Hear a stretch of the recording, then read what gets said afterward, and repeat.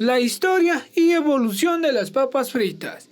Las papas fritas tienen sus raíces en el siglo XVII en Bélgica, donde se dice que los lugareños freían papas como sustituto del pescado cuando los ríos se congelaban. En el siglo XIX, los soldados estadounidenses en Europa popularizaron las papas fritas en América. Su evolución se aceleró con la invención de la congelación rápida en la década de 1960, lo que permitió su producción en masa y distribución global.